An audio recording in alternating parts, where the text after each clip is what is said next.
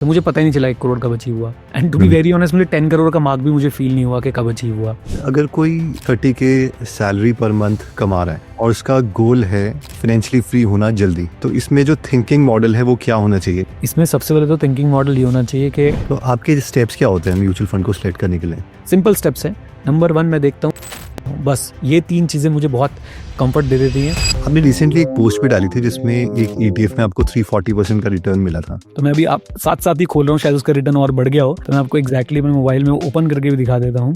अब जैसे आपको काफ़ी ईयर्स हो गए हैं इंडेक्स फंड में भी और जो एक्टिव फंड्स हैं, तो उनके रिटर्न में आपने डिफरेंस देखा है कि मतलब एक्चुअल में बीट हो पाता है? बिल्कुल हो पाता है। और बुल मार्केट में हर कोई अपने आप को हर्षद मेहता समझ रहा होता है, तो मैं वहाँ पे वो मीम चलाना चाहूंगा कि रुको बेटा रुको, भी बहुत कुछ सीखना है। अभी एक बेयर मार्केट आने दो, एक फॉल आने दो, एक क्रैश आने दो, फिर आपकी असली रिस्क एपेटाइट पता चलेगी। एक डिवाइस आता था मच्छर मारने वाला, बोलते थे इसमें है एक्स्ट्रा MMR। अब वो एक्स्ट्रा MMR क्या होता था? Mosquito mortality rate. क्या है ये? किसी भी चीज के साथ कुछ अच्छा सा लगा के बोल दो, लोगों को लगता है भाई कुछ तो साइंटिफिक है भाई। I want to be the सबसे ज्यादा बोरिंग इन्वेस्टर में बनना चाहता हूँ।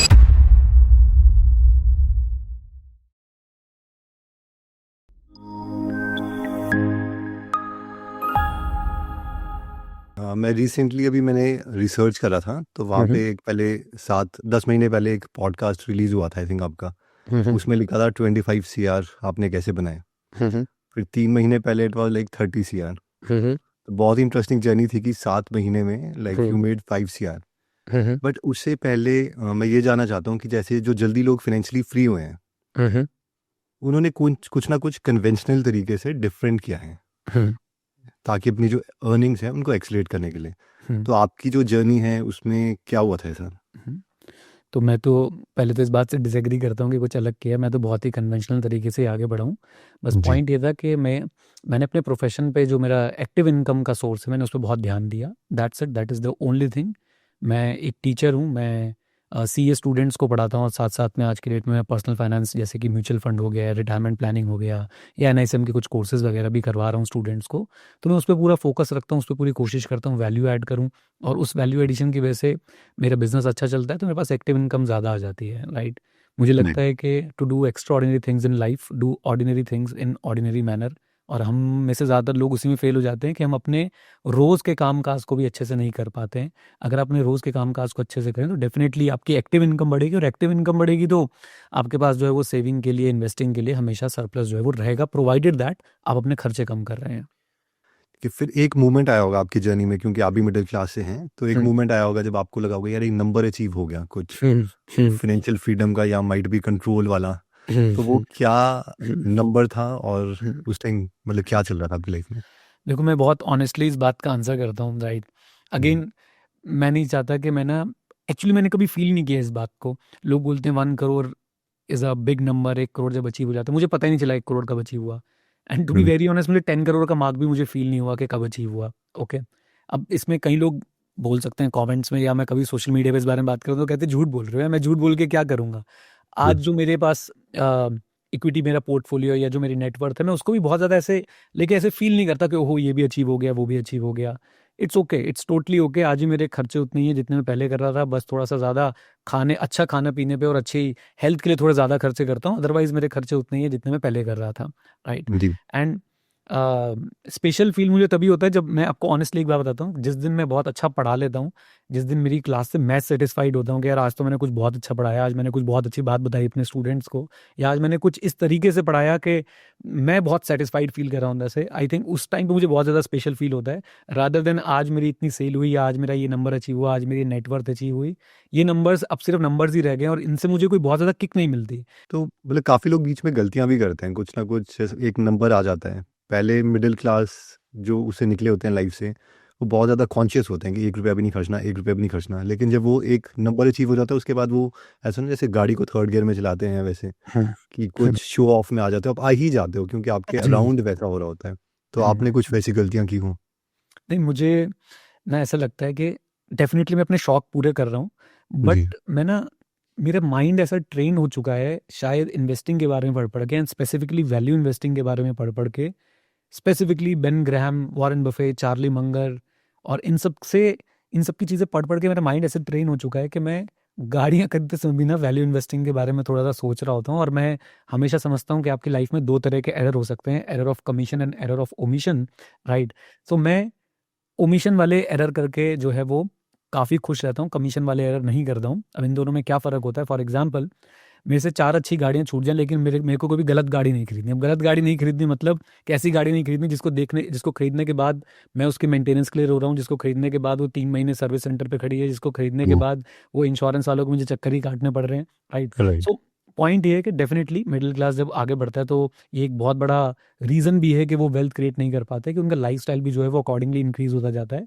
राइट। मैंने अपने लाइफ़स्टाइल पे जितना मैं कंट्रोल रख सकता हूँ, कंट्रोल रखने की कोशिश करी है।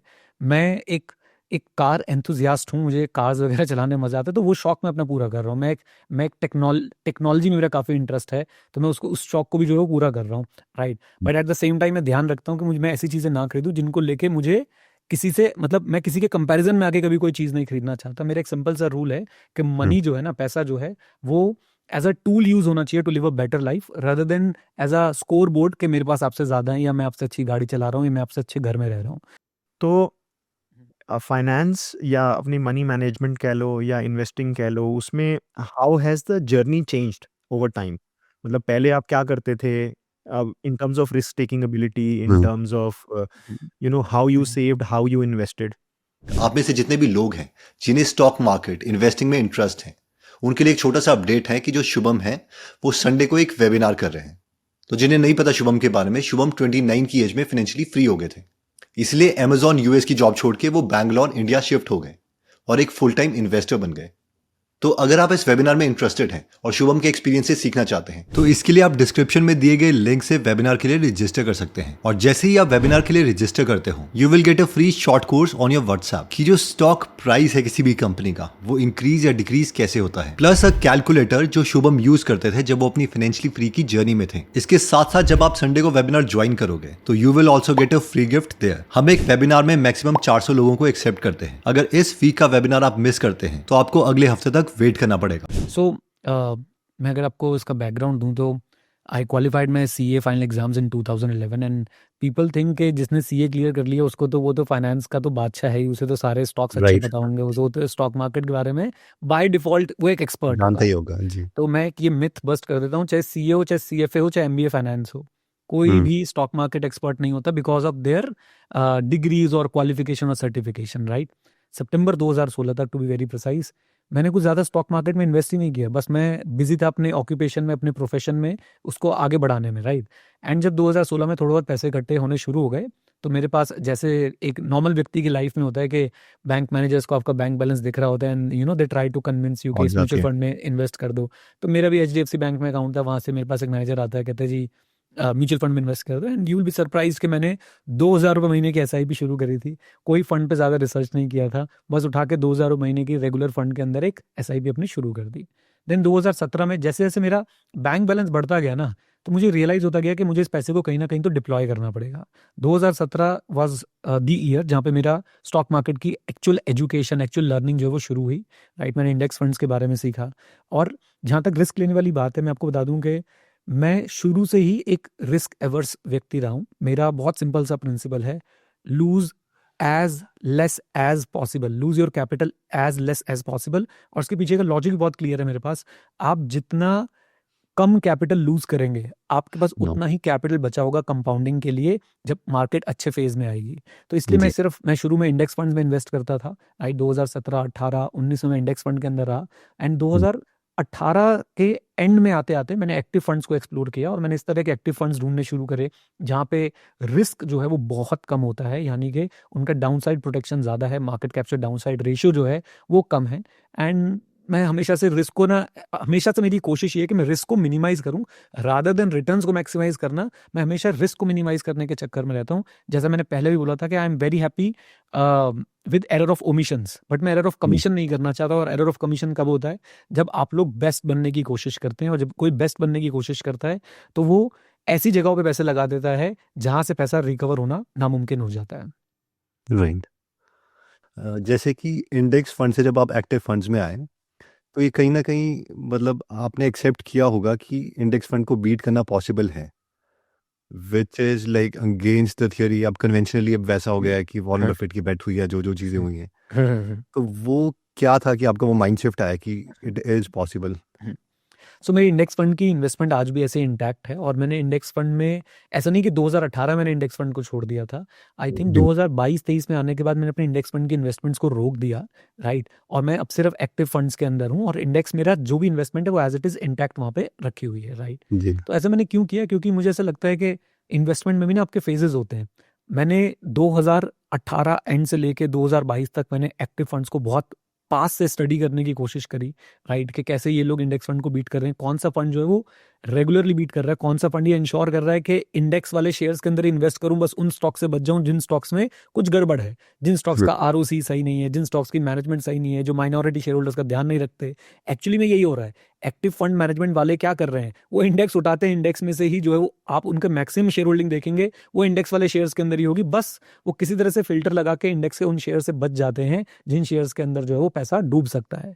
अब जैसे आपको काफ़ी इयर्स हो गए हैं इंडेक्स फंड में भी, जो आपका पहले से पैसा पड़ा हुआ था, और जो एक्टिव फंड्स हैं, तो उनके रिटर्न में आपने डिफरेंस देखा है कि मतलब एक्चुअल में बीट हो पाता है?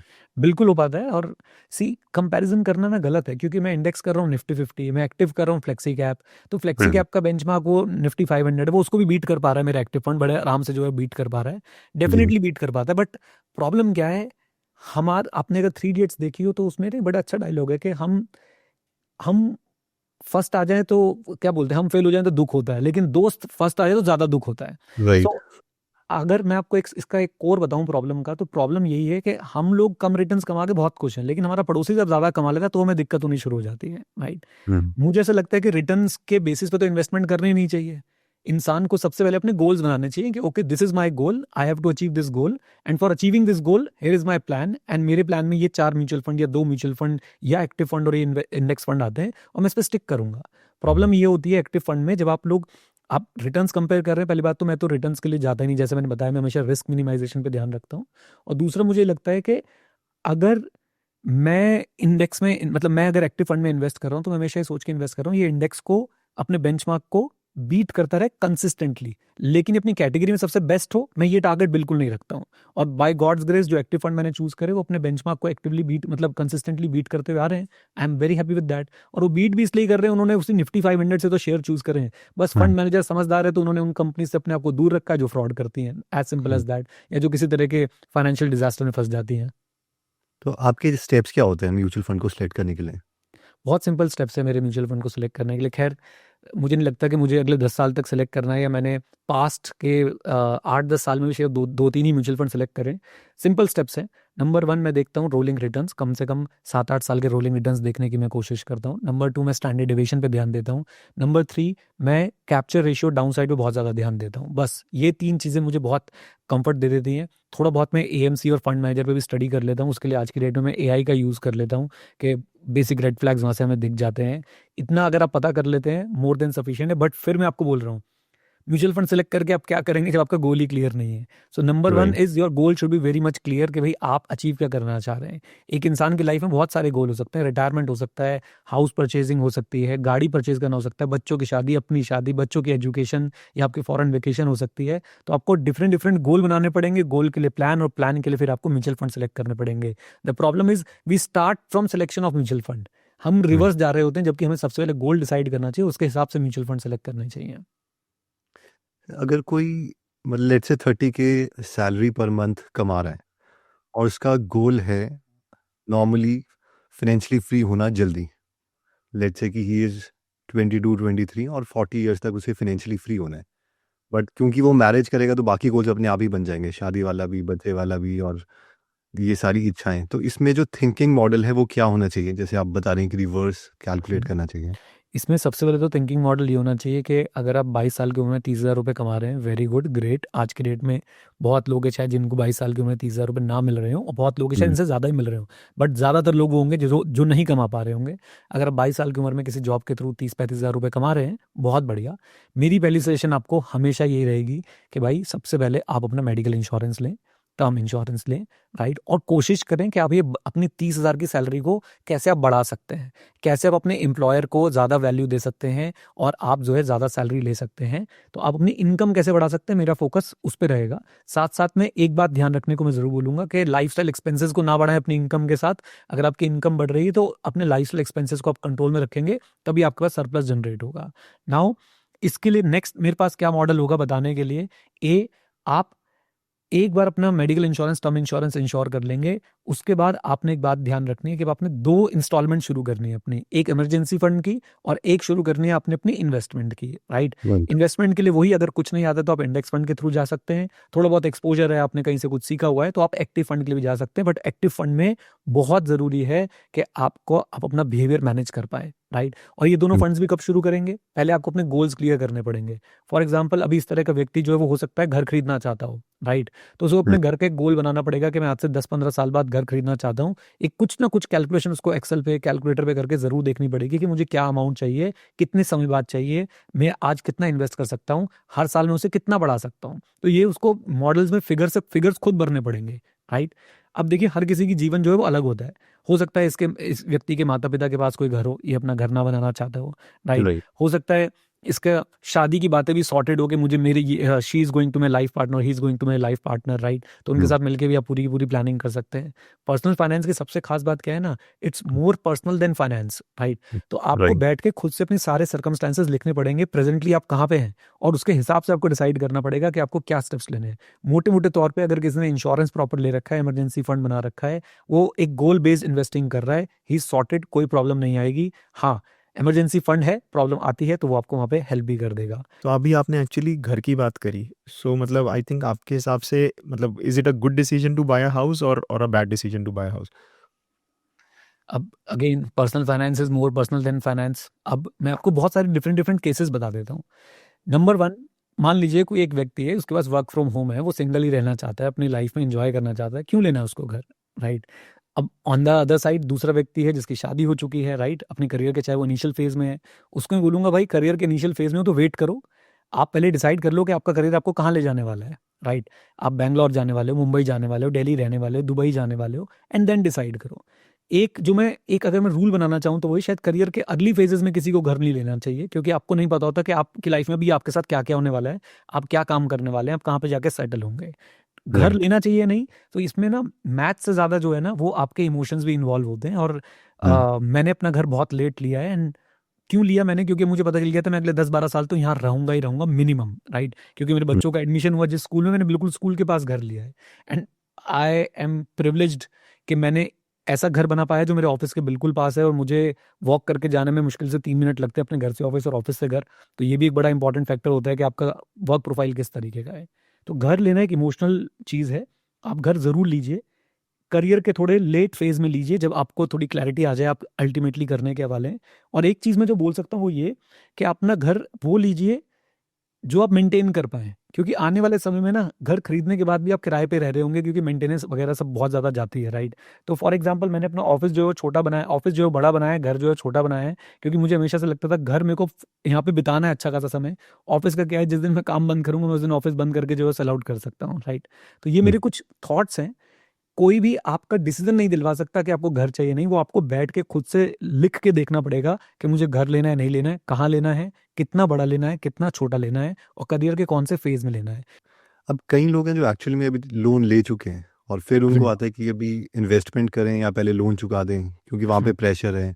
हम्म, तो इसमें मतलब what is the right hmm. Again thinking model, क्योंकि वैसे तो पर्सनली हो गए हैं। अगेन आप ये देखो ना कि मैंने अपने घर के लिए लोन लिया था, राइट। अगेन ये कहते हैं कि घर के लिए लोन ले लो, डॉक्यूमेंट्स चेक हो जाते हैं, कुछ चेक नहीं होता है। जब गलत कुछ होना हो तो वो होता ही है, राइट। रियल स्टेट में कोई नहीं बचा सकता आपको गलत होने से, जब होना है तो वो होना है, राइट। चाहे आप किसी से कितने भी डॉक्यूमेंट्स चेक करा लो। ये एक बड़ी मिथ है कि आप घर के लिए लोन ले लोगे तो कागज चेक हो जाते हैं, प्राइमरी चेक होते हैं। Dispute right. हो गया तो बैंक आपको बचाने नहीं आने वाला है किसी भी केस में, ए बी। तो मैंने अपने घर के लिए लोन लिया था, अच्छा खासा लोन था, if I am not wrong 2 crore कुछ का लोन था, राइट। एंड मैंने 2 साल में उसको रीपे कर दिया। मुझे पता था मैं कम इंटरेस्ट दे रहा हूँ, और मैं उसके बदले म्यूचुअल फंड में इन्वेस्ट कर सकता हूँ, पैसों में काफ़ी कुछ अर्न कर लूंगा, दिस एंड दैट। पॉइंट ये है कि मेरे पर्सनल फाइनेंस मेरे हैं, मुझे लोन नहीं चाहिए था अपने सर पे। मुझे पीस ऑफ माइंड चाहिए, मुझे नहीं सोचना कि यार कि कल को इंस्टॉलमेंट नहीं जा पाई तो क्या होगा, या कल को मेरे बिजनेस में पैसे नहीं आए तो क्या होगा। तो मैंने अपनी वो कॉल ली और मैंने 2 साल के अंदर अंदर रीपे कर दिया। मैथमेटिकली ये बहुत बड़ी बेवकूफ़ी लग सकती है, but emotionally it's a complete piece of mind game, right. तो राइट। मुझे आज की डेट में मुझे कोई स्ट्रेस नहीं लेना, तो मैं बिल्कुल सोचता हूँ कि भाई मेरे को अपनी तरफ कोई लोन नहीं लेना। इवन पीपल से कि गाड़ी ले रहे हो, गाड़ी के लिए लोन ले लो, मैं अपनी कभी कोई गाड़ी लोन पे नहीं लेता। एटलीस्ट एज ऑफ नाउ मुझे जो याद है, अपनी जितनी मैंने कार्स बाय करी हैं, सिर्फ एक गाड़ी थी। जब मैं सीए बना था तो मुझे बहुत दूर दूर ट्रैवल करना पड़ता था कुछ क्लासेस वगैरह के लिए, तब मैंने 3 लाख का लोन लिया था उस गाड़ी के लिए। उसके बाद से मैंने कोई भी कार खरीदी, नंबर 1 मैंने उसके बाद कोई गाड़ी अपने काम के लिए नहीं खरीदी, शौक के लिए खरीदी। नंबर 2 जब मैं शौक के लिए खरीद रहा हूँ तो मैंने कभी उस पर लोन नहीं लिया। मुझे लगा कि अगर मैं इसको एक बार मैं अफोर्ड कर पाऊंगा पूरा तो मैं बाय करूंगा, अदरवाइज नहीं करूंगा। तो आपका थॉट प्रोसेस ये तो आपका थॉट प्रोसेस है कि आप क्या सोचते हैं। अब नेक्स्ट चीज़ आती है कि जो अपने रिटर्न्स हैं उसको कैसे इम्प्रूव करें। तो उसके लिए कई लोग मार्केट क्रैश का वेट कर रहे होते हैं, हाँ। कहीं सिप करें, हम्म, लमसम करें, तो ये बड़े सारे हम्म, क्वेश्चंस हैं। हम्म। बहुत सिंपल है। सबसे पहली बात, आपको अपनी एसआईपी तो छोड़नी नहीं चाहिए, ठीक है। जी। रूल नंबर 1, आप एसआईपी से जरूर इन्वेस्ट कीजिए। क्यों? देखिए, एक आम आदमी के लिए क्या है ना, एक आम आदमी के पास एक साथ लमसम पैसा नहीं पड़ा होता है, राइट। वो लमसम क्रिएट कर सकता है कैसे? Over a period of time SIP करके, और कम से कम 2555 डेज के लिए, 2555 डेज यानी कम से कम 7 साल के लिए आप एक अच्छा, पहले तो आप अगेन गोल बनाइए, फंड चूज कीजिए, और उस फंड को कम से कम 7-8 साल दीजिए। 7-8 साल का लॉजिक क्या है कि 7-8 साल में जनरली एक आधी साइकिल कंप्लीट हो जाती है। आप बुल मार्केट से बियर मार्केट देख लेते हैं, बियर से आप बुल मार्केट देख लेते हैं। आप उसको कम से कम 7-8 साल दीजिए, राइट। अब रिटर्न्स को कैसे मैक्सिमाइज करें? मैं कहता हूँ क्यों करना है मैक्सिमाइज, क्यों? आप अपनी रिटर्न एक्सपेक्टेशन टोन डाउन रखें, अपना इन्वेस्टमेंट अमाउंट बढ़ाएं, लेकिन ये बातें इतनी नॉन ग्लैमरस हैं, ये किसी को अट्रैक्ट नहीं करती हैं। आप राइट। इसका शॉर्ट निकाल के डालोगे वो चलेगा ही नहीं। लेकिन अगर मैं बोल दूं कि 36% रिटर्न में आपको दिलाऊंगा, उसका शॉर्ट देखो कितने भयंकर तरीके से चलेगा, है ना। तो इतनी सिंपल सी बात है। पहले आप एसआईपी तो जरूर करें, एक आम आदमी को एसआईपी जरूर करनी चाहिए, और अपना बड़ा से बड़ा कॉर्पस बनाने की उसको कोशिश करनी चाहिए। 7-8 साल में काफी पैसे वो इकट्ठे कर सकता है। देन कमिंग टू लमसम, अगर आप मैथमेटिकल कैलकुलेशन देखेंगे, सबने इस पे काम कर रखा है, सबने बैक टेस्ट कर रखा है इसको। Lump sum right. इन्वेस्टमेंट हमेशा ज्यादा रिटर्न प्रोवाइड करती है in comparison to SIP. But इसमें 2 प्रॉब्लम है। प्रॉब्लम नंबर 1, लमसम है किसके पास। Problem right. नंबर 2, अगर लमसम है भी और आप इन्वेस्ट कर देते हैं, तो एक वोलेटिलिटी नाम का भूत है मार्केट में, वो आपको बहुत ज्यादा परेशान कर सकता है। फॉर एग्जाम्पल, आज मेरे पास अगर 10 लाख रुपए पड़े, मैं एक साथ मार्केट में उठा के डाल देता हूं, तो होगा क्या, मार्केट की मूवमेंट्स बहुत ज्यादा वाइल्ड होती हैं। कभी 5% ऊपर चली गई, कभी नीचे चली गई, कभी बहुत समय तक म्यूटेड रही। तो आप परेशान हो जाएंगे कि यार मैंने एक साथ पैसा लगा दिया, अब मैं कुछ कमा ही नहीं पा रहा हूँ, या मेरा पैसा जो बहुत कम होता जा रहा है। उस चक्कर में आप पैनिक करके जो है आपका बिहेवियर जो है वो आपसे गलती करवा सकता है, राइट। तो इसलिए यही सजेस्टेड है हर इन्वेस्टर के लिए कि एसआईपी करें शांति से। अगर आपको लगता है आपके पास कोई बोनस आया है, राइट, या फिर कोई आपके पास कोई रियल स्टेट सेल करके आपके पास कोई पैसे आए हैं, तो आप उसे मार्केट में स्टैगर्ड फॉर्म में डाल सकते हैं। स्टैगर्ड फॉर्म क्या होता है? फॉर एग्जांपल, आज आपके पास जो है वो 20 लाख रुपीज आ गए हैं, क्योंकि आपने कोई रियल स्टेट की प्रॉपर्टी बेची थी, उसमें आपका शेयर था, 20 लाख रुपए आपके पास एकदम कैश के फॉर्म में आ गया, कैश इन द सेंस आपकी बैंक में आ गया है। सो अब आप क्या करेंगे? ऑप्शन 1, 20 लाख एक साथ डाल दो, बट उसमें वोलेटिलिटी है। Option right. 2, 20 लाख को आप सिंपली 12 से डिवाइड करो, यानी कि 12 इंस्टॉलमेंट उसको आप मार्केट में जाने दो, राइट। ऑप्शन 3, आप और ज्यादा इसको स्मूथ आउट करना चाहते हो तो 15 इंस्टॉलमेंट में डाल दो या 18 इंस्टॉलमेंट में डाल दो।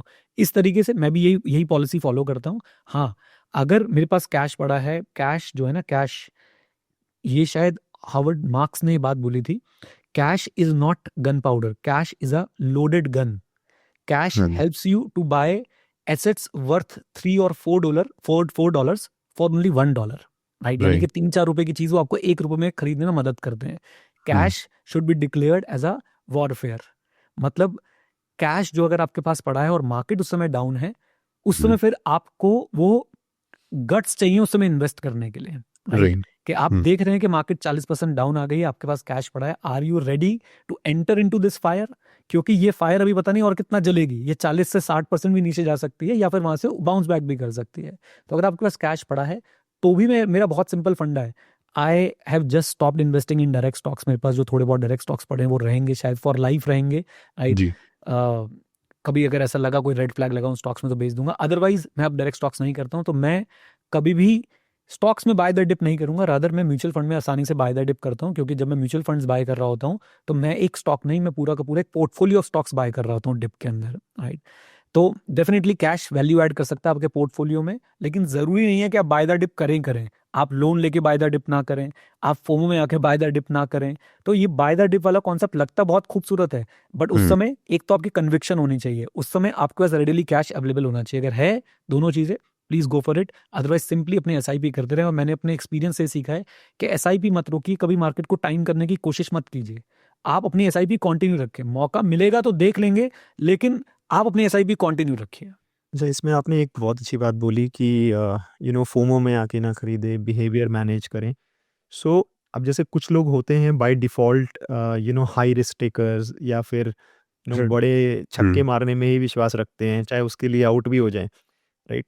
तो बिहेवियर को कैसे कंट्रोल करें? मतलब because it's ultimately the human nature, right? And everybody is different. I think ये बहुत बहुत अच्छा क्वेश्चन पूछा आपने, क्योंकि मैंने इतनी बार बिहेवियर वर्ड बोला, तो ऑब्वियसली बिहेवियर को कैसे कंट्रोल करें। तो पहली बात तो आपके, मैं फर्स्ट बात का जवाब देता हूँ कि कुछ लोग होते हैं जो रिस्क लेने के लिए ओके होते हैं, जो छक्के मारने में यकीन रखते हैं। आपको ये देखना है कि उन्होंने रिस्क में यकीन करना कब शुरू किया। क्या उन्होंने बुल मार्केट में रिस्क में यकीन करना शुरू किया? तो मैं वहां पे वो मीम चलाना चाहूंगा कि रुको बेटा रुको, भी बहुत कुछ सीखना है। अभी एक बेयर मार्केट आने दो, एक फॉल आने दो, एक क्रैश आने दो, फिर आपकी असली रिस्क एपेटाइट पता चलेगी।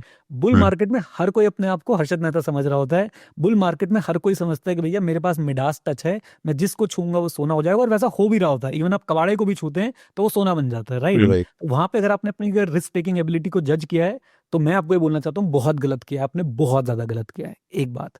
दूसरी बात, बिहेवियर कैसे सुधारें? बिहेवियर सुधारने का सिर्फ एक ही तरीका है, और वो है read as much as possible and apply whatever you are reading. अच्छी जगहों से पढ़ें, अच्छे लोगों के साथ अच्छा इंटेलिजेंट डिस्कोर्स कहीं पे हो रहा हो उसको सुने, अच्छे लोगों से सीखें, अपने हीरोज बहुत ध्यान से चुने। अभी वॉरेन बफे का लास्ट लेटर आया है बर्कशायर हैथवे का, इसके बाद वो लेटर्स नहीं लिखेंगे। उन्होंने यही बोला है कि अपने हीरोज बहुत ध्यान से चुने और कोशिश करें अपने हीरो से ज्यादा सीखने की, राइट? अब अगर आप हीरो ही ऐसा चुन रहे हैं जो रोज सुबह उठ के मार्केट के साथ आपको बताता है कि आज देखो 3% रिटर्न कमा के दिखाऊंगा आपको, या अपना हीरो ऐसा चुन रहे हैं जो आपको कह रहा है कि हम तो सिर्फ महीने में 4% रिटर्न कमाने की कोशिश करते हैं, तो आपका हीरो ही गलत है, राइट? तो आप अगर स्टॉक मार्केट में लंबे समय के लिए हैं तो अपने हीरो ढंग से चुने, अच्छी किताबें पढ़ें, अच्छी किताबों के साथ अच्छे डिस्कोर्स सुने। कहीं पे अगर ऐसी आपको बात लग रही है कि यार ये सेंसिबल बात कर रहा है, उसे सुने। और सबसे इंपॉर्टेंट, मैंने ये बात कहीं से तो सीखी थी, मैंने इसके ऊपर एक अपना वॉइस नोट भी डाला था कि learning is not about reading, learning is not about writing, learning is not about watching a good podcast, learning is all about changing your behaviour. तो आप जब लर्न करेंगे ना, और उसको आप जब इंप्लीमेंट करेंगे, तब जाके आपका बिहेवियर चेंज होगा। तो implementation is important, learning is important, ये दोनों चीजें कीजिए और उससे आपके बिहेवियर पे इम्पैक्ट आएगा। टू बी वेरी ऑनेस्ट, मेरा बिहेवियर का जो बेस है वो सबसे पहले किताबें, और उसके बाद जिन टीचर से, जिन बड़े लोगों से मैं मिल पाया, उनसे जो भी अच्छी बात मुझे लगी कि यार ये बात ये बहुत सही बोल रहे हैं, और वो मेरे फ्रेमवर्क से मैच करती थी, मेरी किताबों से पढ़े हुए फ्रेमवर्क से मैच करती थी। आपने रिसेंटली एक पोस्ट भी डाली थी जिसमें एक ईटीएफ में आपको 340% का रिटर्न मिला था, तो उसकी स्टोरी क्या थी? प्लस फ्रॉम बिहेवियर पर्सपेक्टिव वो ऐसा लगता है कि कहीं ना कहीं कॉन्शियसली वो आपका एग्रेसिव नेचर भी है कि मतलब I want to get big winners. नहीं नहीं, मेरा मेरा बिल्कुल ऐसा नेचर नहीं है इट जस्ट कि हैपेंड। स्टॉक मार्केट में I never want big winners, I never want the best. तो वो जो पोस्ट है उसमें 343% रिटर्न के पीछे क्या थॉट है मेरा, मैं, किसी ने क्वेश्चन भी किया था कि कौन सा ईटीएफ है जिसने इतना रिटर्न दे दिया। वो पूरे डेटा लेके आ जाते हैं ना लोग बाग चेक करने के लिए कि इतना तो किसी ईटीएफ ने रिटर्न ही नहीं दिया। तो मैं अभी आप साथ साथ ही खोल रहा हूँ, शायद उसका रिटर्न और बढ़ गया हो, तो मैं आपको एग्जैक्टली अपने मोबाइल में ओपन करके भी दिखा देता हूँ, राइट? सो 358% रिटर्न है उसका, 343 से 358 हो गया है, राइट? ईटीएफ का नाम भी मैं आपको बता देता हूँ, Mirae asset NYSE FANG plus ETF, right? Okay. इसके पीछे भी मेरा बिहेवियर रिस्पॉन्सिबल है, एक कॉन्ट्रेरियन थॉट प्रोसेस रिस्पॉन्सिबल है, right?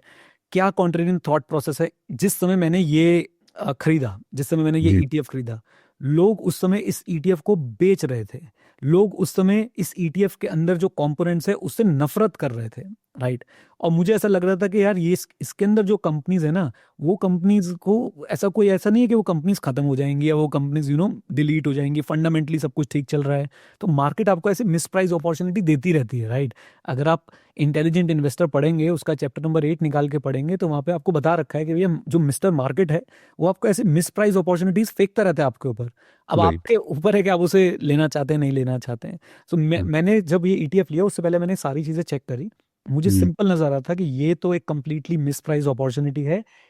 Cash is a complete खेल वॉरफेयर, राइट? तो उस समय कैश था मेरे पास, मैंने इन्वेस्ट किया। बट मैं आपको एक बात बहुत ऑनेस्टली बता देता हूँ, नहीं बन रहा मैं उस ETF से अमीर, नहीं बन रहा। क्यों नहीं बन रहा? और कोई नहीं बनेगा मल्टी बैगर खरीद के अमीर। मैं आपको उसके बारे में बताता हूँ क्यों नहीं बनेगा। ये चीजें इतनी समझने वाली है ना। Buying is just one part of the game, right sizing is the name of the game, and then selling is the name of the game. Right खरीद लिया मैंने ETF 2 लाख रुपए का, बताओ क्या करूं? हो गया उसमें मेरे को 400% का गेन, बताओ क्या करूं? राइट? साइजिंग नहीं कर पाया मैं, राइट राइट? तो अगर आप साइजिंग नहीं कर पाए हैं एक अच्छी इन्वेस्टमेंट में, it's not worth it, it's simply not worth it. और अगेन यही आपको, अगर आप over a period of time SIP करते हैं तो आप साइजिंग में भी कामयाब हो जाते हैं। लोग SIP का ये वाला एस्पेक्ट भूल ही जाते हैं कि आप SIP के थ्रू साइजिंग भी बहुत अच्छी कर पाते हैं। आप 7-8 साल में एक बड़ा बल्क इकट्ठा कर लेते हैं, जो आप शायद कभी सोच भी नहीं पाते कि मैं एक दिन इतना पैसा भी इकट्ठा कर पाऊंगा, राइट? अगर आप वन टाइम में बाय कर रहे होते उसको तो। जी बिल्कुल। उसका क्या प्रोसेस होना चाहिए? क्योंकि जैसे बोलते हैं ना, एलोकेशन है खास, बाकी सब बकवास। तो एलोकेशन कैसे बढ़ाएं? मतलब एट द राइट टाइम जब वो अपॉर्चुनिटी आई, क्योंकि वो पैटर्न मैक्सिमम लोग फर्स्ट टाइम देखते हैं। मैं आपको एक बात बताता हूँ ना, मैं पता नहीं इसमें शायद स्टॉक का ये, क्योंकि ETF है तो मैं इसका XIRR अभी एकदम रेडीली नहीं देख पा रहा हूँ। होगा कहीं ना कहीं ऐप में option, right? But what I want to say, see these are extraordinary returns. ऐसे ही SGB भी मैंने शायद, उसमें भी मैंने एक और पॉडकास्ट में मैंने बोला था, मैंने लिखा भी था कि SGB के अंदर भी मुझे जो रिटर्न्स मिले हैं अभी 157%। दीज आर एक्स्ट्राऑर्डिनरी रिटर्न्स जो 2 साल में मिल गए मुझे, राइट? आपको साइजिंग करने का जो आपने तरीका पूछा ना, मैंने आपको बातों बातों में बताया, SIP is the way to size. एक आम आदमी से आप बोलो जिसकी सैलरी 50,000 है, 1 लाख है, उसको बोलोगे ना 20 लाख रुपए लगा दे, नहीं है उसके पास 20 लाख रुपए, राइट? लेकिन क्या वो over a period of time 20 lakh रुपए इकट्ठे कर सकता है? हाँ। तो साइजिंग ऐसी ही होगी, धीरे धीरे से ही आप लोग SIP करके अपनी साइजिंग करेंगे। अदरवाइज साइजिंग हो ही नहीं पाती एक आम आदमी के लिए। और प्रॉब्लम क्या है कि साइजिंग ना करने के पीछे एक और प्रॉब्लम है। मैं आपको बोल दूं आपका कैश पड़ा भी है, राइट? और मैं आपको बोलूं कि भाई आपका जितना कैश पड़ा सब लगा दो इसमें, you will never put it. Why? Because आप कन्विक्शन बोरो कर रहे हैं। राइट 2 चीजें बोरो नहीं करनी मार्केट में, पैसा बोरो नहीं करना, कन्विक्शन बोरो नहीं करनी। और दोनों ही चीजें बोरो करके आप पैसे लगा रहे हो तो आपका कभी उतना कन्विक्शन आएगा ही नहीं, और ना ही आप कभी उतने रिटर्न बना पाओगे। साइजिंग का आम आदमी के लिए सिर्फ एक ही तरीका है, वो ये है SIP लगाओ, लंबे समय के लिए SIP करते जाओ। और एक बात मैं यहाँ पे क्लैरिफाई कर दूं, इससे पहले आपके पॉडकास्ट के नीचे कमेंट आए कि इसको तो म्यूचुअल फंड से कमीशन मिलती है। भाई मेरे को कोई कमीशन नहीं मिलती है, एक रुपये मैंने आज तक म्यूचुअल फंड से कमीशन में नहीं कमाया। इसी पे मैं एक्चुअली, मुझे अभी 2 दिन पहले मैं किसी से बैडमिंटन खेलने जाता हूँ, तो वहाँ पर काफ़ी लोग आते हैं। तो पिछले 1 साल से कोई एक मेरे फ्रेंड हैं, वो इस बात का वेट कर रहे हैं कि यार निफ्टी तो क्रैश ही नहीं हो रहा, मैं कैश निकाल के बैठा हुआ हूँ और निफ्टी क्रैश ही नहीं हो रहा, मैं पैसे कैसे डालूं, और ऊपर ही ऊपर जाए जा रहा है। तो मैं बोल रहा हूँ यार इतना भी ऊपर नहीं गया है, अभी भी वहीं पे है, आप डालो धीरे धीरे, लेकिन नहीं, क्रैश होगा तभी डालूंगा। मैं आपको बता रहा हूँ कि कुछ ना टाइमलेस प्रिंसिपल्स हैं स्टॉक मार्केट के, और उसमें से एक टाइमलेस प्रिंसिपल ये है कि आप मार्केट में ज्यादा समय स्पेंड करें रादर देन मार्केट को टाइम करने की कोशिश करें। और हर कोई अपने आप को सोचता है कि वो इतना कामयाब है कि वो टाइम कर लेगा कि निफ्टी का बॉटम क्या है। मैंने 2020 का क्रैश ना लाइव जिया है, राइट? और अगर आप मेरा म्यूचुअल फंड स्टेटमेंट देखेंगे तो मैंने 23 मार्च 2020 को ही बाय किया है। और सिर्फ 23 मार्च को बाय नहीं किया, मैं उसके आगे पीछे भी बाय कर रहा था रेगुलरली। लेकिन मैं जब किसी को बोलता था अरे नहीं अभी तो और नीचे जाएगा, अभी तो निफ्टी 4,000 तक दिखेगा, निफ्टी आई थिंक 11-12 हजार से 7,800 तक आया था उस टाइम पे, राइट? तो पीपल वर थिंकिंग अभी तो 4,000 जाएगा, अभी तो 3,000 जाएगा, और किसी ने इन्वेस्ट नहीं किया। तो वो आज भी ये सोच रहे होंगे कि अभी तो यार मैंने तो 7,800 पे देखा है, 25,000 रुपये में कैसे इन्वेस्ट कर दूं, और वो सोचते सो रहेंगे। एक्चुअली इसी के ऊपर मुझे याद आता है कि मैंने क्या किया था पर्सनली। तो जब निफ्टी का इसका कोविड का क्रैश आया था, तो मैंने वो बताया था कि 5 लेवल बनाए थे कि भाई अगर 8,000 आया है तो इतना, 6,000 आया तो इतना डालूंगा, ऐसे करके अपने पूरा वो लेवल्स बना रखे थे। और मुझे आज भी याद है, जो मैंने लेवल बनाए हुए थे 5, उनमें पहला लेवल हिट हुआ तो मैंने पहला लमसम डाला, एंड उसके बाद आपको याद होगा वहीं से वो रिवर्स मार गया था। कोविड वाले दिन जो क्रैश आया था, उसके बाद बाकी 4 लेवल हिट ही नहीं करे, और फिर मैं अगले 2 महीने तक सोचता रहा आएगा आएगा। फिर मैं 2 महीने के बाद ये सोचा कि भाई वो नहीं आएगा, अब उसे छोड़ो, जो है अपना डालो और जियो जिंदगी। तो मैं तभी बोलता हूँ कि SIPs तो कोई बंद करनी नहीं चाहिए। आप लमसम जो इन्वेस्ट कर रहे हो, स्टैगर्ड फॉर्म में जो इन्वेस्ट कर रहे हो, उसे अलग कर दो, लेकिन आपकी SIP तो कभी बंद होनी नहीं चाहिए। बिकॉज अगर आपका ये प्रिंसिपल है that we should spend more time in the market, तो SIP वो टूल है which will help you in spending more time in the market. I think एक पॉडकास्ट में आपने आर्बिट्राज फंड और एसटीपीज के बारे में भी बात करी थी, तो वो बड़ा इंटरेस्टिंग कॉन्सेप्ट लगा था मुझे। एक बार आप उसको बताएंगे, मतलब आप कैसे यूज करते हो? यार मैं आपको बताता हूँ इंटरेस्टिंग क्यों लगता है। हम्म, तो ह्यूमन नेचर को समझो, ह्यूमन जो नेचर को ना, complex है ना। मैं आपको बताता हूँ ह्यूमन नेचर की प्रॉब्लम क्या है। उसे ना कोई नया शब्द फेंक के मारो, वो बड़ा खुश हो जाता है। जैसे मैं आपको ना एक एग्जांपल देता हूँ, मैं एक बार ना इंटरनेट पे इसको साथ में करता हूँ। एक हमारे पास वो आता था ना, एक डिवाइस आता था मच्छर मारने वाला, है ना। हम्म, वो मच्छर मारने वाला, वो बोलते थे इसमें है एक्स्ट्रा एमएमआर। अब वो एक्स्ट्रा एमएमआर क्या होता था? Mosquito mortality rate. क्या है ये? क्या है ये? तो आप राइट। किसी भी चीज के साथ कुछ अच्छा सा लगा के बोल दो, लोगों को लगता है भाई कुछ तो साइंटिफिक है, भाई कुछ तो कमाल कर कुछ रहे हैं। तो। जैसे आज की डेट में हर कोई कह रहा है मैं एआई लेके आ रहा हूँ, हर कोई। हम्म, आप किसी से बात कर लो, एआई, हम्म, झाड़ू में एआई, पोछे में एआई, पंखे में एआई, एसी में एआई, हर चीज में एआई, राइट। राइट। सो आप समझ रहे हो ना, ये सब ना कोई बहुत इंटरेस्टिंग कॉन्सेप्ट है नहीं, बहुत बोरिंग कॉन्सेप्ट है। मैं आपको बताता हूँ, भी आपको बहुत बोरिंग लगेगा सुनने के बाद ये।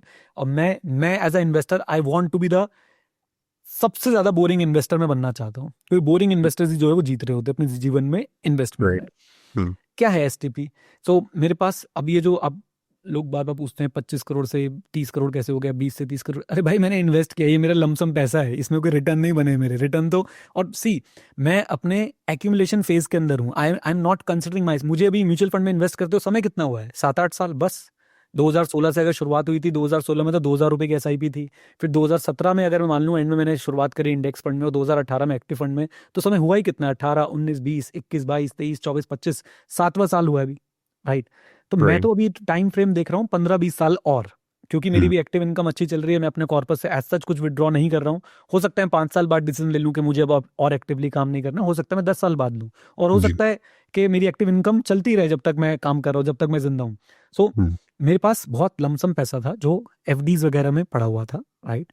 और हम्म, मैं हमेशा से सोचता था कि मैं, देखो इंसान ना सीखता है कि मैं टाइम करूंगा मार्केट को, मार्केट डाउन आएगी तो खरीदूंगा। और मैं लमसम करता भी था, मार्केट जब नीचे आती थी मैं लमसम खरीदता भी था। बड़ा उसका एक अलग थ्रिल है जो नहीं करना चाहिए लोगों को। फिर मैंने सोचा कि नहीं यार, मैं एक पीसफुल लाइफ जीना चाहता हूँ। मैंने वो सारा पैसा उठाया और मैंने अपने 4 म्यूचुअल फंड डिसाइड करे, राइट। अब देखिए, 4 थे वो, अब मैं ग्रेजुअली 3 पे आ रहा हूँ, और मुझे लग रहा हम्म, है मैं 2 ही पे ना रह जाऊँ बस, राइट। तो मैं अपने 4 म्यूचुअल फंड मैंने डिसाइड किया कि मेरे को इन 4 म्यूचुअल फंड्स में पैसा डालना है। मैंने, फॉर एग्जाम्पल, मैंने एक म्यूचुअल फंड चूज किया, मैं सिर्फ एजुकेशनल पर्पज के लिए बता देता हूँ, हम्म, परागपारिक फ्लेक्सी कैप, राइट। मैंने क्या किया, परागपारिक फ्लेक्सी कैप की एएमसी की वेबसाइट पे गया मैं। वहां पे मैंने चुपचाप से उनका आर्बिट्राज फंड सर्च किया। आर्बिट्राज फंड में मेरे पास जितना कैश था वो मैंने डाल दिया उसके अंदर। एज ऑफ नाउ शायद 2-3 करोड़ रुपए पारंपरिक आर्बिट्राज फंड के अंदर पड़े होंगे, राइट। अब वहां से मैंने एक एसटीपी लगा दी कि भाई हर महीने की डिफरेंट डिफरेंट तारीख को। और मैंने ऐसे नहीं किया कि 2-3 करोड़ एक साथ लगा दिए। जैसे जैसे मेरी एक्टिव इनकम होती जा रही थी, जो जो पैसे आते जा रहे थे, मैं लमसम में क्या करता था। फॉर एग्जाम्पल 3 फंड हाउसेज हैं, तो मेरे पास आज मान लीजिए 30 लाख रुपीज है मेरे पास बैंक में। तो मैं सिंपल हम्म। फॉर्मूला अपनाता था, 30 लाख डिवाइड बाई 3।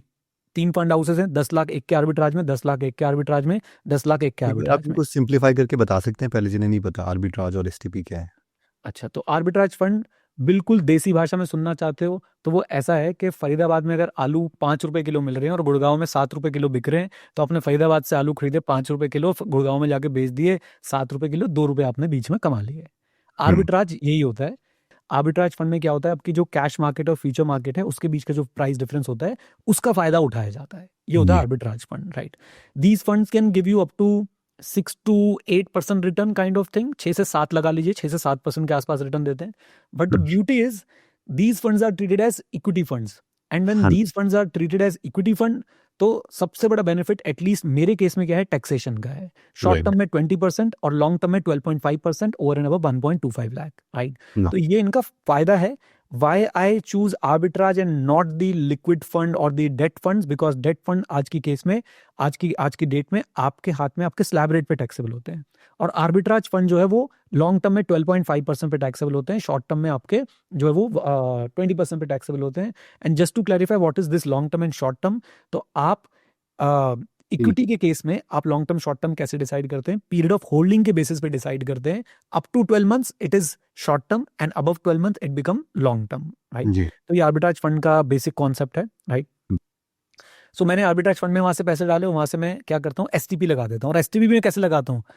सिंपल, मान लीजिए मेरे पास पराग पारिक आर्बिट्राज फंड में लेटेस्ट से मेरे पास इकट्ठे हो गए हैं 30 लाख रुपीस। ओके, हाँ। अब मैं क्या करूंगा, सिंपल 30 को डिवाइड करूंगा 15 से, क्योंकि मुझे 15 महीने में पूरा पैसा अपने फ्लेक्सी कैप के अंदर भेजना है, तो 2 लाख रुपए महीने की मेरी एसटीपी लग जाएगी वहां से। हर महीने मेरे जी आर्बिट्राज फंड से 2 लाख रुपए निकलेंगे और चुपचाप फ्लेक्सी कैप के अंदर चले जाएंगे। As simple as that. तो ऐसे करते करते अब मेरे पास जो भी फ्रेश मनी आती है, as of now I am filling my arbitrage funds, वो मेरे फीडर फंड्स हैं, एंड आर्बिट्राज फंड से फिर वहां से एसटीपी चली जाती है। एक बात मैं बोल दूं कि मैं यहाँ पे जो भी बोल रहा हूँ ना, आज से 1 साल बाद शायद मैं अपनी पॉलिसी अपना ओपिनियन चेंज कर सकता हूँ। राइट, राइट हो सकता है कि मुझे लगे कि okay I am feeling that it is a good opportunity, तो मैं शायद आर्बिट्राज से एक साथ निकाल के सब कुछ इक्विटी में डाल दूं। ओके, मैं ये इसलिए बोल रहा हूँ क्योंकि पीपल ट्राई टू कॉपी अस और कॉपी पीपल, जो लोग पॉडकास्ट पे जाके अपने पोर्टफोलियो बता रहे होते, please don't do this. Personal finance is personal for a reason, right? तो प्लीज पहली डोंट बात डू तो ये दिस। उनके लिए था जो अर्न ज्यादा कर रहे हैं, तो वो टैक्स एग्जैक्टली, एफिशिएंसी थी रादर देन कि कुछ जादुई चमत्कार।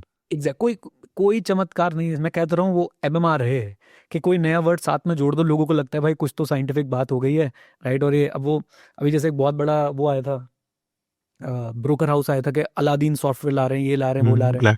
ले जी आओ हाँ। भाई अलादीन, मुझे आप रिपोर्ट्स दिखाओ, मुझे आप रिटर्न्स दिखाओ, मुझे आप डेटा दिखाओ, राइट? मैं क्या करूँ उस अलादीन के चिराग का? ये सब बोलने में बहुत अच्छा लगता इसमें है। एक्चुअली एक सो चीज और भी पॉइंट है यही है। कि आप हाँ जैसे जी। अगर एफडी है तो आप एफडी तोड़ हम्म, के नहीं लगा सकते, राइट? आपको सेविंग में रखना पड़ेगा, वो भी एक चीज है। तो यस वो मतलब हम्म अदरवाइज टैक्स सेविंग के अलावा भी एक थोड़ा सा वो भी बेनिफिट है, क्योंकि आपको रिटर्न एफडी एफडी का मिल तो रहा है। एफडी तो वैसे ही बहुत ज्यादा टैक्स इनएफिशिएंट है, क्योंकि आर्बिट्राज में जब तक आप रिडीम नहीं कर रहे हो तब हम्म, तक आपके ऊपर कोई टैक्स नहीं लगना है। एफडी में तो आप रिडीम करो ना करो, इंटरेस्ट आपका हर साल टैक्सेबल होना ही होना है, टीडीएस उस पर कटना ही कटना है। इवन मैंने अपना इमरजेंसी फंड भी जो है मैं आर्बिट्राज में पार्क करके रखता हूँ, क्योंकि वहां पे मुझे अराउंड 7, जिस फंड में मैंने अपना इमरजेंसी फंड डाला था, अराउंड 7-7.5% का उसमें मुझे XIRR आ रहा था, right? And I was very happy with that. क्यों? क्योंकि अगेन मैं उसे अगर एफडी में रखूंगा तो परेशानी ही होनी है। प्लस इमरजेंसी फंड मेरे लिए अब ऐसा है कि मुझे अगर 1-2 दिन बाद में मिलेगा तो भी चलेगा, मेरे सारे इंश्योरेंसेज कवर हैं, I have good credit cards जिसके थ्रू अगर मुझे कुछ इमरजेंसी में पे करना पड़ जाए वो भी है, राइट? और बैंक अकाउंट में थोड़ा बहुत सेविंग्स में तो पैसा होता ही है, तो मैं वहाँ से भी उसको कवर कर लेता हूँ। तो डेफिनेटली टैक्स एफिशिएंट है आर्बिट्राज फंड, और इसलिए मैं उसको यूज़ तो करता हूँ। जैसे एफडी में जैसे तोड़ने पे वो लगता है 0.5% का पेनल्टी लगता है, हम्म, राइट? तो आर्बिट्राज फंड में वैसा हम्म। अब तो कुछ नहीं लगता, राइट? बिल्कुल है, एग्जिट लोड है, but exit load hmm, arbitrage fund के केस में आप देखेंगे एग्जिट लोड क्या होता है, मैं आपको थोड़ा सा उसका भी बैकग्राउंड दे देता हूँ। हम्म, सो यू नो लोग इतने फोमो में हैं और इतने ज़्यादा रिटर्न ड्रिवन हैं कि वो म्यूचुअल फंड्स के अंदर भी ट्रेडिंग करना चाहते हैं कि आज खरीदूंगा कल बेच दूंगा, आज खरीदूंगा कल बेच दूंगा, थोड़ी सी एनएवी बढ़ जाएगी बेच दूंगा। तो कहीं ना कहीं उस चीज़ को रोकने के लिए there is a concept of exit load, कि भाई आप म्यूचुअल फंड अगर ले रहे हैं और उसको आप एक टाइम पीरियड से पहले बेचेंगे तो आपके ऊपर हम एक तरह का फाइन लगाने वाले हैं, राइट? वो 1% हो सकता है, 0.5% हो सकता है। तो जो आपके प्योर इक्विटी फंड्स होते हैं, जैसे पराग पारी फ्लेक्सी कैप का मैं एग्जाम्पल लूँ, तो उसमें अगर आप देखेंगे तो उसमें 2 साल तक आपके ऊपर एग्जिट लोड लग सकता है, 2 ईयर्स तक, 730 डेज तक। बट जो आर्बिट्राज फंड्स होते हैं जनरली स्पीकिंग उनमें एग्जिट लोड 10 दिन, 15 दिन, 1 महीने तक का ही होता है। यानी अगर आपने आज आर्बिट्राज फंड लिया, 1 महीने अगर आपने विद इन 1 मंथ बेच दिया तो जो अमाउंट बेचेंगे उसके ऊपर कुछ एग्जिट लोड लग सकता है। 1 महीने बाद वो कंप्लीटली फ्री हो जाता है, उसको आराम से जो है वो सेल कर सकते हैं। ठीक है। आई थिंक जो मेरी सबसे बड़ी लर्निंग रही है वो यही है कि आई थिंक अर्निंग्स पे आप सबसे ज़्यादा फोकस करते हो। सेकंड थिंग इज कि बस जो रिस्क है उसको मैनेज करके चलो, मतलब अपसाइड तो बहुत ज़्यादा है। राइट, और आई थिंक 99% लोगों के लिए दिस इज द, इसको काफ़ी ज़्यादा जनरलाइज किया जा सकता है, not to all 100% but majority of the audience. जितनी भी चीज़ें आपकी ज़िंदगी में मैटर करती है ना, उनकी 2 कैरेक्टरिस्टिक हैं। नंबर 1 वो लॉन्ग टर्म है, नंबर 2 वो बहुत सिंपल है। और जी हम एग्जैक्टली उसके ऑपोजिट जा रहे होते हैं। नंबर 1 हम उन्हें कॉम्प्लेक्स बनाने की कोशिश कर रहे होते हैं, नंबर 2 हम शॉर्ट टर्म गेन्स के बारे में सिर्फ सोचते रहते हैं। तो आप राइट। सिंपल सोचिए, लॉन्ग टर्म सोचिए, चीज़ें सारी सेट हो जाएंगी। आप जल्दी पैसा कमाने के बारे में मत सोचिए, आप बहुत ज़्यादा रिटर्न कमाने के बारे में मत सोचिए, एरर ऑफ कमीशन से बचिए, बस गलती करने से बचते रहिए। सही चीज़ें 1-2 छूट भी जाती हैं, चलेगा, लेकिन अगर आपसे कोई गलत चीज़ आपके हाथ में लग गई तो वो आपका पैसा बर्बाद कर सकती है। Thank you so much for coming. I think सबने बहुत कुछ सीखा होगा और हमने तो काफ़ी कुछ सीखा। आई होप मैंने ज़्यादा बोर नहीं किया होगा आपके ऑडियंस को। नहीं, and- बहुत ज़्यादा humble and like very magnetic personality. Thank you so much. Thank you so Thank you much so much. Neeraj. Okay, तो इस संडे का वेबिनार ज्वाइन करने का लिंक हमने डिस्क्रिप्शन और फर्स्ट कमेंट में दे दिया है। सी यू इन द वेबिनार।